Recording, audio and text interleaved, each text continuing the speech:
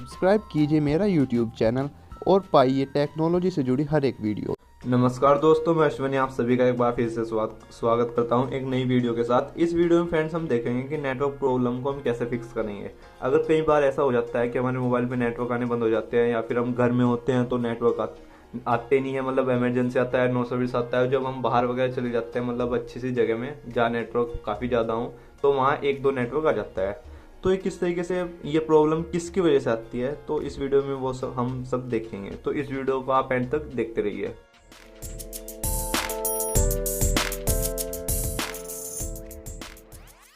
वैसे तो फ्रेंड्स इस प्रॉब्लम को फिक्स करना बहुत ही सिंपल है, कोई भी और आप जानते भी होंगे बहुत ही सिंपल है। बट अगर ये प्रॉब्लम सिंपल तभी तक है जब तक मतलब एक्सटर्नल जो इसका एंटीना होता है उस अगर वो सही से कनेक्ट नहीं हो पा रहा, तो तब तक ही ये सिंपल है। अगर किसी वजह से अगर ये जो RFIC है, हैकर IC भी जिसे हम बोलते हैं, या फिर ये जो VCO है, क्रिस्टल है, इसमें अगर प्रॉब्लम आ जाती है तो फिर ये हमारे लिए प्रॉब्लम खड़ी हो जाती है। फिर तो हमें मतलब इस पूरे सेक्शन को ही टेस्ट करना पड़ता है।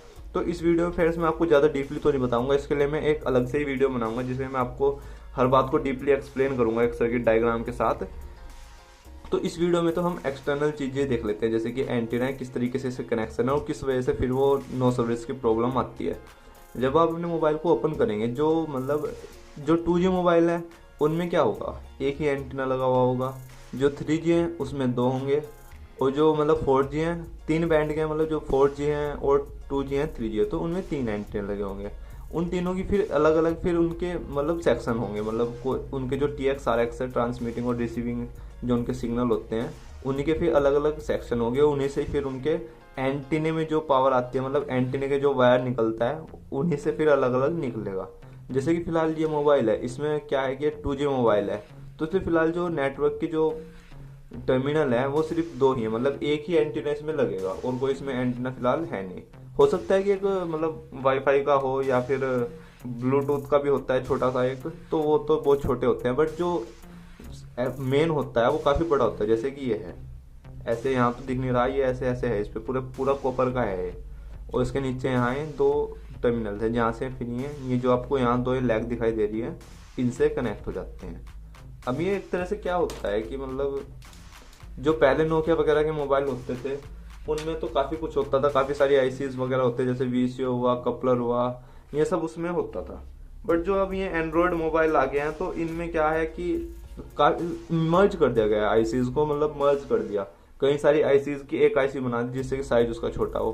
अब इसमें होता क्या है, जैसे कि जो 2G मोबाइल है उनमें क्या होता है कि एक यहाँ से RF से, ये RF है, ये RF पूरी नहीं होती, इसी के अंदर मतलब कई सारी ऐसी मर्ज होती हैं जो भी मतलब नेटवर्क सेक्शन में यूज की जाती है, वो इसी के अंदर एक मर्ज कर देते हैं ICs को, कई सारी IC को एक साथ। यहाँ से फिर कुछ कैपेसिटर इसमें लगे होते हैं ऐसे, ये ग्राउंड रहते हैं यहाँ, और इस तरह ये फिर यहाँ ग्राउंड होते हैं, एक ग्राउंड से रहते हैं कनेक्ट, मतलब, और एक इसके पॉजिटिव से, मतलब जो यहाँ से आ रहा है।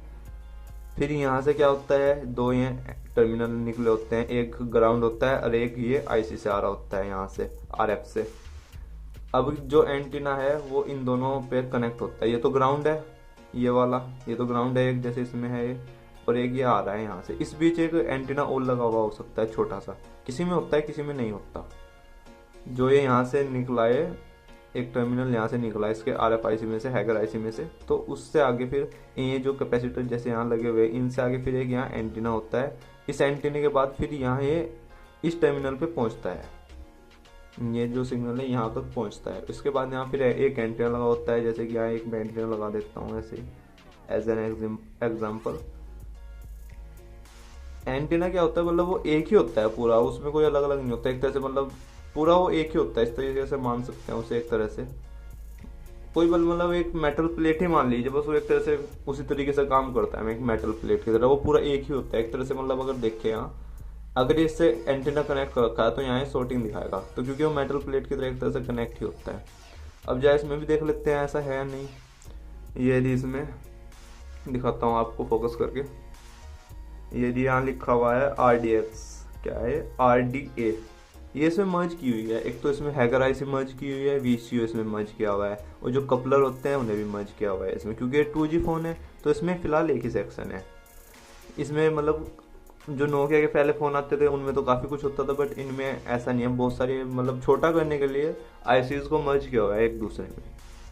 यहाँ से फिर ये कुछ कैपेसिटर लगे हुए हैं, एक तो इससे कनेक्ट हो गया, मतलब जो सिग्नल यहाँ से आ रहा है इस कैपेसिटर से होता हुआ फिर ये यहाँ से जा रहा है यहाँ तक। उसके बाद इस वाले एंटीने में जो छोटा सा लगा हुआ है, उसके बाद फिर यहाँ।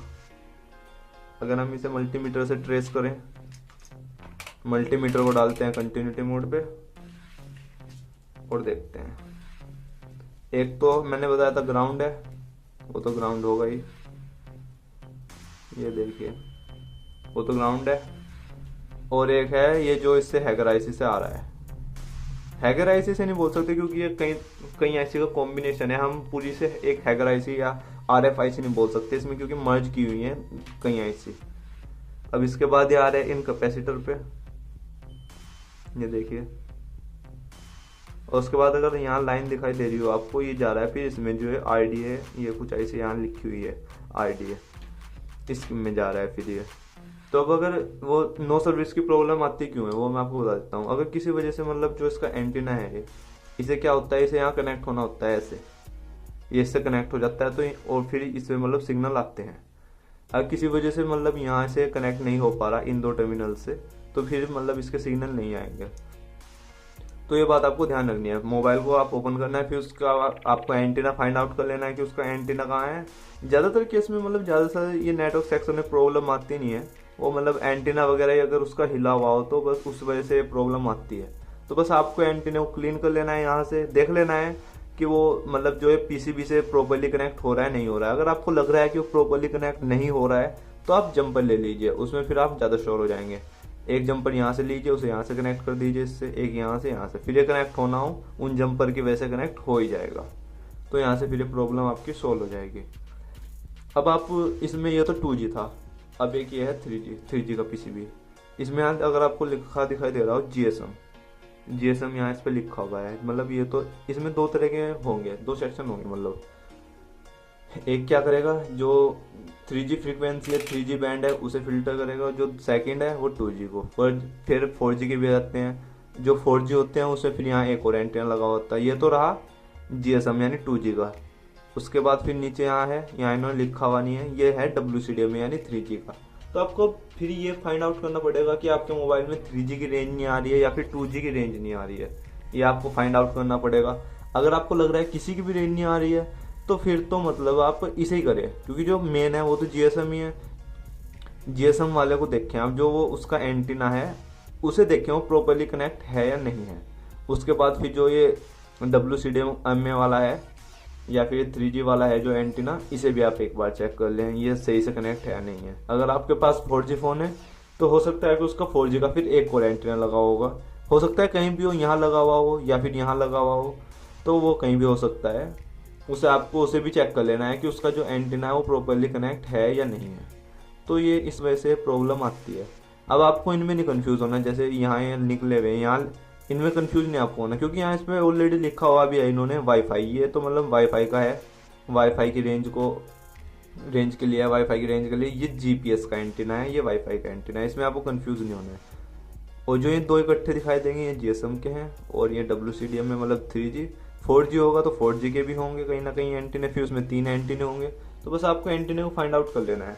और जो ज़्यादा डीपली आपको मैं बताऊंगा अगली वीडियो में, जो इसका जो नेटवर्क सेक्शन होता है वो कहाँ किस तरीके से वर्क करता है और कौन कौन से आईसी से मर्ज की जाती है, किस तरीके से उसे छोटा किया जाता है उस सेक्शन को।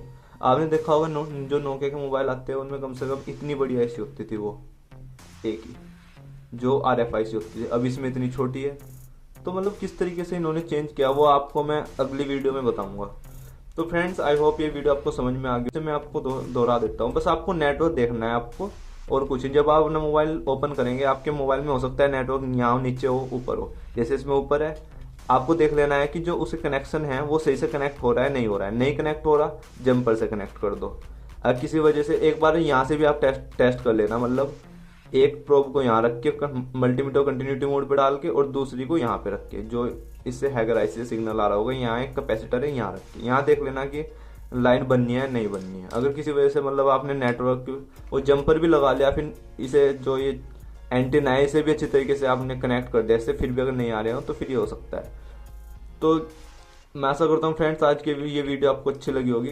अगर ये आपको वीडियो अच्छी लगी हो तो इसे आप लाइक जरूर कीजिएगा। इसी तरह की और वीडियोस पाने के लिए आप मेरा चैनल सब्सक्राइब जरूर कीजिएगा। Thanks for watching.